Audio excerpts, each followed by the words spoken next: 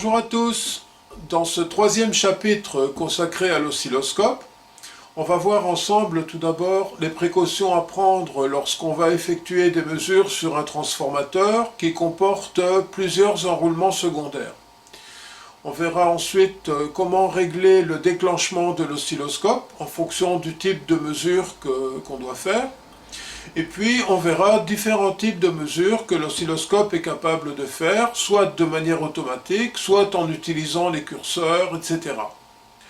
Alors bien entendu, ce ne sera pas exhaustif, mais disons qu'on va voir ensemble les mesures les plus fréquentes, telles que les mesures d'amplitude, que ce soit en crête, crête à crête ou efficace, des mesures temporelles, donc mesurer une fréquence, mesurer une période, le décalage entre deux impulsions. On va voir comment utiliser les curseurs, aussi bien en amplitude qu'en temporel. Et on verra aussi une manière assez particulière et originale d'ailleurs de visualiser le déphasage entre deux signaux. Ça s'appelle les figures de Lissajous. Donc pour ceux qui ne connaissent pas les figures de Lissajous, bien c'est une manière relativement ancienne, c'était surtout utilisé avec les oscilloscopes analogiques. Mais vous verrez qu'il y a tout à fait moyen de visualiser une figure de Lissajous avec un oscilloscope digital, pour peu que celui-ci soit équipé de la fonction XY. Pour ceux qui ne connaissent pas vraiment la chaîne et qui ne sont pas encore abonnés, eh bien merci de vous y abonner, de me laisser un petit message me disant ce que vous pensez de mon travail, éventuellement des questions si vous avez besoin d'informations complémentaires. Et d'ici à ce que je vous lise, je vous souhaite une bonne vidéo. Lorsque vous allez effectuer des mesures à l'oscilloscope sur des secondaires de transformateurs, donc sur un transformateur qui comporte plusieurs secondaires, vous avez différents cas de figure. Dans le premier cas, les enroulements secondaires du transfo sont galvaniquement isolés. Donc vous pouvez éventuellement, avec votre ohmmètre, vérifier qu'il n'y a pas de continuité entre les différents enroulements. Dans ce cas-là, il n'y a pas de précaution particulière à prendre. Vous pouvez mettre la masse de votre scope sur chacun des enroulements et les deux points chauds sur les deux autres bornes des enroulements secondaires. Par contre, il existe des transformateurs où vous avez un point commun sur les deux enroulements de sortie, ou bien vous n'avez que 3 bornes. Dans ce cas-là, ce sera plus facile, vous ne risquez pas de vous tromper, mais parfois vous avez 4 bornes et il y en a 2 qui sont connectées ensemble. Ce n'est pas toujours évident de voir cette connexion. Dans ce cas-là, évidemment, si vous faites le même raccordement, vous voyez que ici, je mets une masse à cet endroit-là, c'est-à-dire que je la ramène là, et je la mets là, donc je court-circuite le deuxième enroulement de mon transfo. Dans ce cas-là, évidemment, vous risquez des gros problèmes. Alors, si c'est le cas de votre transformateur, je vous invite à faire plutôt ce câblage-là. Donc, vous mettez la masse de votre oscilloscope sur le point commun des enroulements et les deux points chauds sur les deux bornes externes des enroulements. Et dans ce cas-là, vous ne risquez pas d'avoir un problème quelconque lorsque vous allez effectuer vos mesures. Pour cette première expérience, j'ai repris le setup qu'on a utilisé dans EP11, c'est-à-dire la vidéo consacrée aux bobines. Donc j'ai une alimentation de 5 volts, un interrupteur, cette fameuse bobine que j'avais fabriquée à ce moment-là, dont les caractéristiques sont 80 microhenry et 2,9 ohms. Je mets la bobine en parallèle sur la sortie de l'interrupteur et le 0 volt, et je vais à l'oscilloscope. Alors l'idée c'est de fermer l'interrupteur pour charger la bobine, charger son champ magnétique, et ensuite voir ce qui se passe lorsqu'on ouvre le circuit. Ce qui nous intéresse ici, c'est de voir comment le scope a été réglé pour visualiser ce signal. Alors tout d'abord, en amplitude, j'ai réglé un couplage courant continu, j'ai réglé l'amplitude du canal 1 à 10 volts par carré, et la base de temps, je l'ai réglée à 500 nanosecondes. Bien entendu, ces réglages sont propres aux valeurs de cette oscillation. Si vous utilisez une autre bobine avec d'autres caractéristiques, bien entendu, la fréquence de résonance sera tout à fait différente. Ensuite, au niveau du déclenchement, donc le trigger, j'ai déclenché sur un flanc. La source de déclenchement, c'est bien entendu le canal 1, puisque je rentre mon signal dans le canal 1. Je déclenche sur une pente montante. Je suis en mode normal. et mon niveau de déclenchement est aux alentours de 10 volts.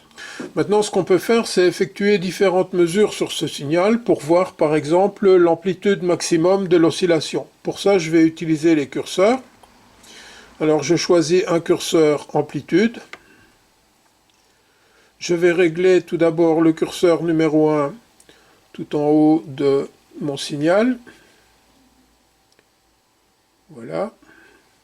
Le curseur numéro 2 tout en bas de mon signal. Voilà.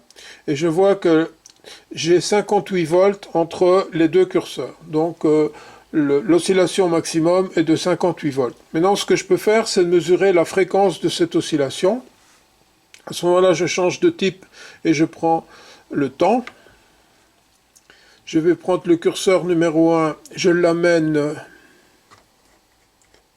par exemple, voilà, sur une crête. Le curseur numéro 2, je l'amène sur la crête suivante.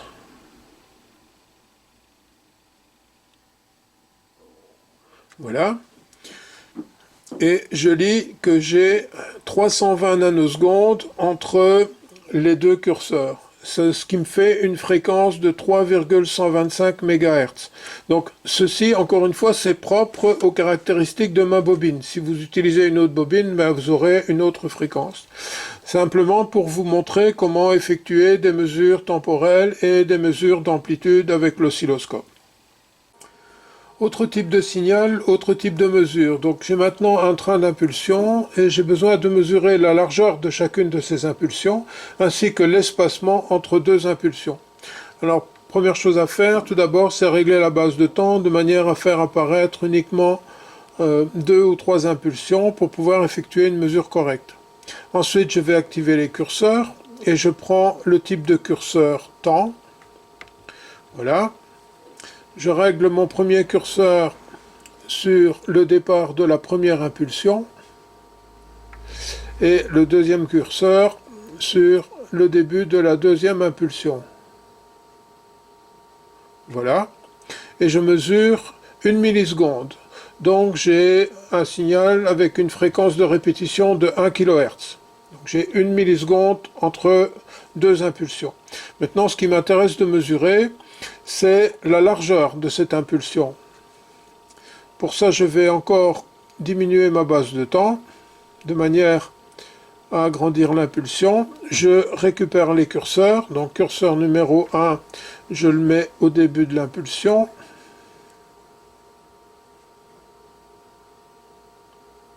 Voilà.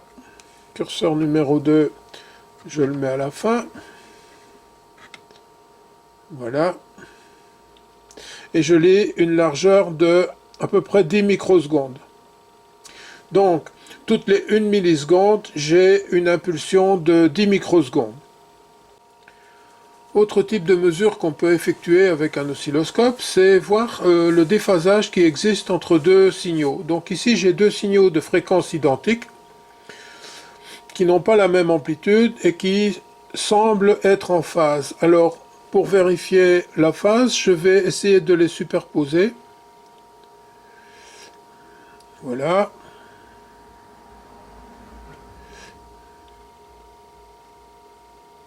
Et je vois que effectivement, il y a bien superposition aux endroits où le signal passe par 0. Maintenant, si j'ai un léger déphasage de 1 ou 2 ou 3 degrés, ben, je ne vois pas très bien l'écart qu'il peut y avoir. Donc, je vais essayer de trouver un système qui va être un peu plus précis pour vérifier que mes deux signaux sont vraiment en phase. Alors, pour ce faire, je vais utiliser le mode XY de l'oscilloscope. C'est-à-dire que, donc ici, j'ai deux signaux qui entrent dans l'oscilloscope, sur le canal 1, sur le canal 2, et les deux signaux sont visualisés par rapport au temps. Alors, ce que va faire l'oscilloscope en mode XY, c'est que le premier signal, le canal 1, va envoyer le signal en mode X, et le deuxième canal va être envoyé en mode Y. Ça va permettre de mesurer justement le déphasage. Alors voyons ça. Donc moi dans mon scope, je vais dans les utilitaires, je choisis l'affichage et j'ai le mode. Ici je suis en mode temporel, donc Y par rapport au temps. Je vais choisir le mode XY. Alors bien entendu sur votre oscilloscope, il est fort probable que vous trouverez le mode XY dans un autre menu, mais là je vous engage à lire correctement la notice de votre oscillo.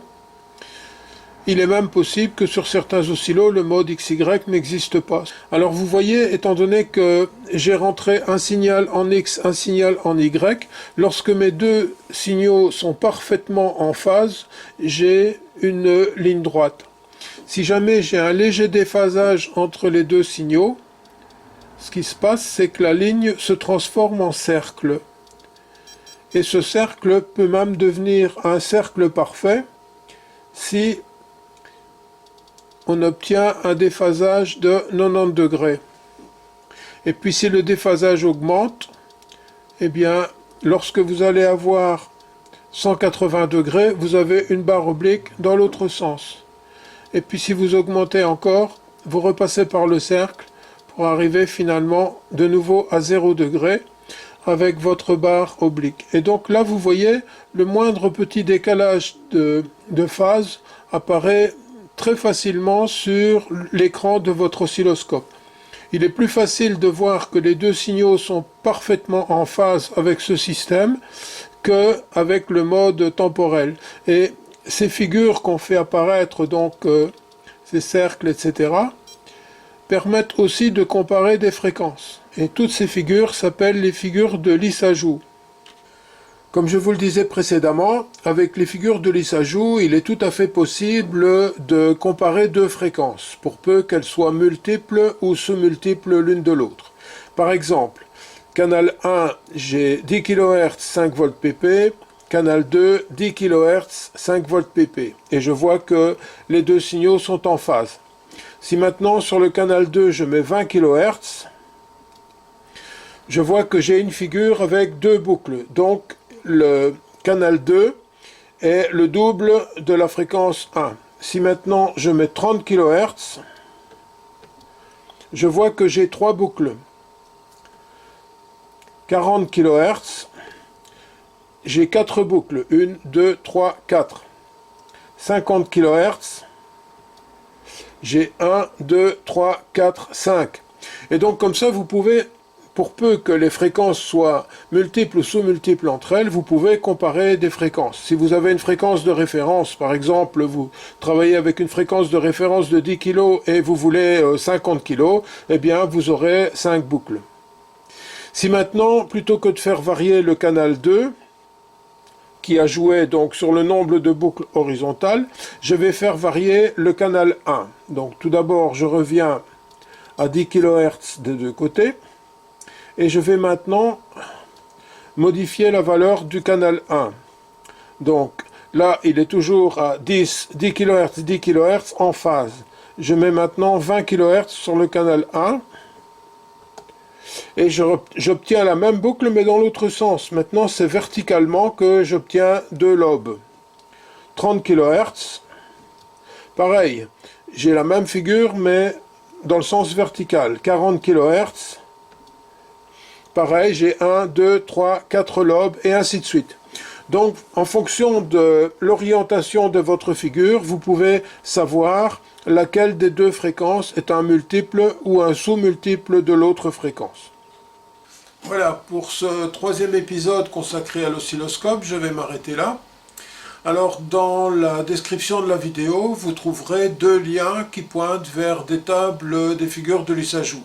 Une table concernant le déphasage et une table concernant la comparaison de fréquences. D'autre part, je vous engage à lire et à étudier le mode d'emploi de votre oscilloscope de manière à savoir justement comment activer le mode XY s'il existe dans votre oscillo, comment activer les différentes manières de mesurer les curseurs, etc., etc. Donc tout ça est propre à votre appareil et je ne peux pas toujours garantir que vous trouverez l'information là où moi je l'ai trouvée dans mon scope. Alors il y a encore plein de choses qu'on peut dire à propos de l'oscilloscope. Donc on peut faire des mesures en FFT. Donc je vous avais dit c'est un pseudo analyseur de spectre. Et puis on peut aussi voir les différentes mesures de courant, donc comment mesurer le courant avec un oscilloscope, les différentes manières de le faire, enfin bon. Faites-moi savoir dans les commentaires si ce sujet donc consacré à l'oscilloscope vous intéresse toujours et si on continue à développer ou si on passe à autre chose. D'ici à ce que je vous lise, je vous souhaite bonne réussite dans vos projets et à bientôt pour une autre aventure.